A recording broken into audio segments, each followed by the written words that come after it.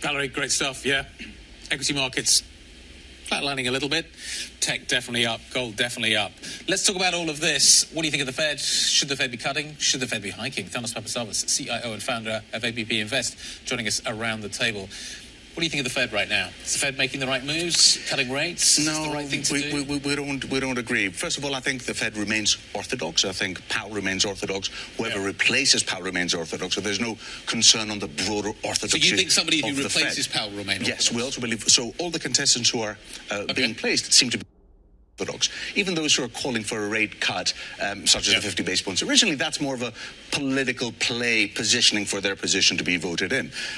So we're of the view that the Fed remains orthodox. Now, in terms of the latest move, not just the rate cut that we saw last week, but also the Jackson Hole comments, what disappointed us, if you like, is the fact that the Fed is reprioritizing putting employment ahead of inflation at a point when unemployment, yes, we saw some weakness in terms of the numbers. We saw it drifting a little bit higher to 4.3. But at the end of the day, it's quite low. The broader indications seem to be quite constructive with the resilient U.S. economy. Yields are very well contained. Corporates are providing revenue. So we're not seeing any imminent signs of weakness in the economy. And yet, inflationary trajectory is higher.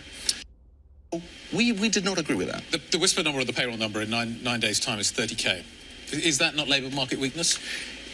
It is a slowdown. It is a slowdown in terms of the labour market, but we think that at this point in time, the risk of inflationary pressures moving a little bit higher as corporates feel more comfortable to pass through the pressures into the consumer could be a concern. And therefore, I would have thought it would be best for the Fed to wait for a couple of more months in order to assess better towards year end, probably December.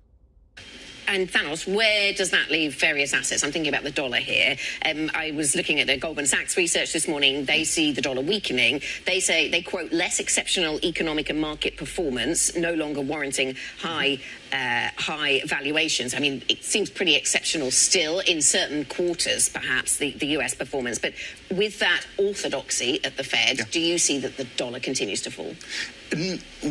Hugely important point. Number one, we do not agree that this is a structural shift for the dollar lower. We don't believe that the US or the US exceptionalism is over. We don't believe this is a structural shift.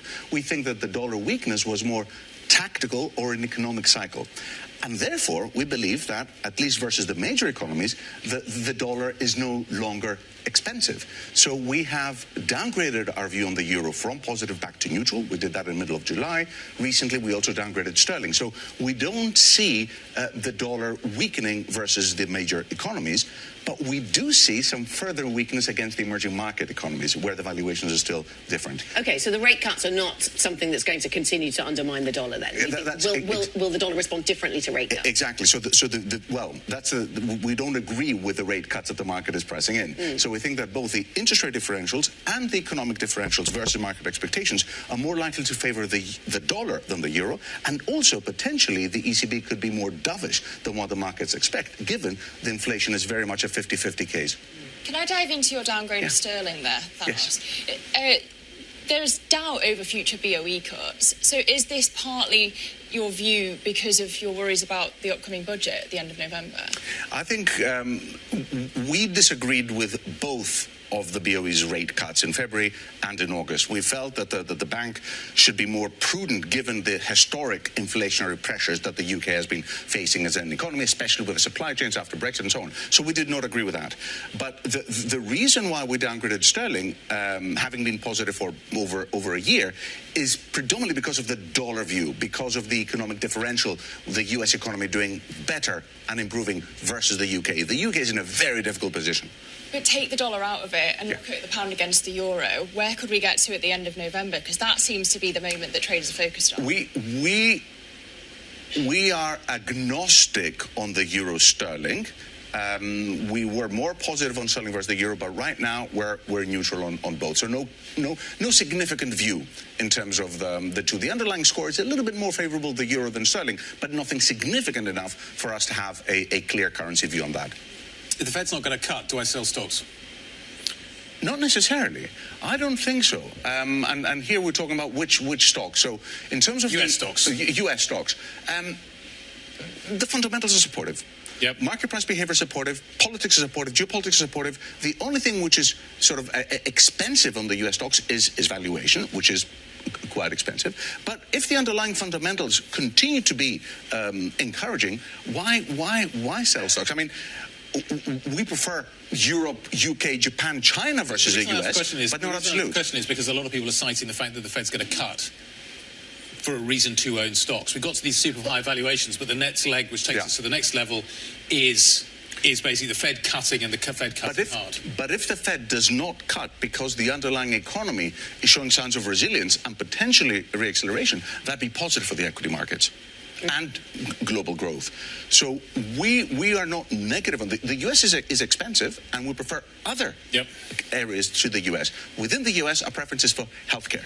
Okay, and that's so in terms of what has been rallying of late, I mean, AI, of course, gets a lot of our attention, but that's not your focus then. If you're buying US stocks at all, and you say you favour other parts of the world, but if you're buying US stocks, it's healthcare and not the sort of high beta tech names. I mean, that sounds pretty defensive, Thanos. It does, because we tend to have a slightly more positive exposure in emerging markets, Japan, Europe, China, and so on. So the US part of that asset allocation is more defensive with healthcare. In April, we turned positive the Nasdaq after that correction because valuations were attractive. But now it is quite expensive from a valuation point of view, and hence we prefer healthcare, cognizant that Trump could potentially create a little bit more volatility as we're approaching the end of September. There's quite a lot of political risk in that sector, as we've seen demonstrated just this week. Correct. And that's where we entered in early August after that initial bout of weakness has taken place. But obviously there is some risk there, but there is also a slightly more defensive play. So you like China. What about Chinese tech specifically? We've got Alibaba shares on a tear this morning. We don't look at the individual equity names, but we've liked China, which is benefiting from that sector, as is South Korea. So we do like emerging market and China.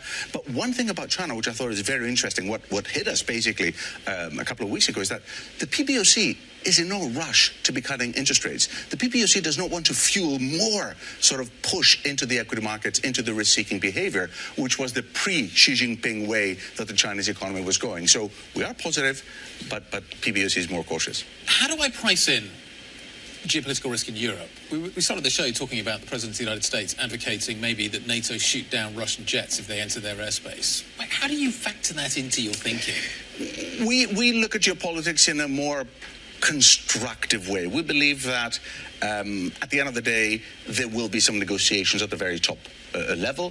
We believe that we are going to avoid a crisis scenario both on the Russia-Ukraine, but also in the Middle East. And there is, if you like, we've sort of focused on Witkoff and whether we've seen a sort of an erroneous strategy that he's been pushing both in the Middle East and in Russia-Ukraine. But we are not particularly concerned of this elevating and getting out of control, adversely impacting markets. So when you say geopolitics is supportive, which is one of the things you listed earlier, Thanos, is that just that geopolitics isn't overly getting in the way of earnings and market sentiment? Is that the crude reality? Exactly. And we also tend to look at geopolitics in a relative rather than an absolute fashion. Of course, from an absolute point of view, there's a geopolitical risk. But from a relative point of view, we tend to say, okay, so what is the broader consensus in terms of geopolitics? And are we as concerned as the market, as the broader participants in that?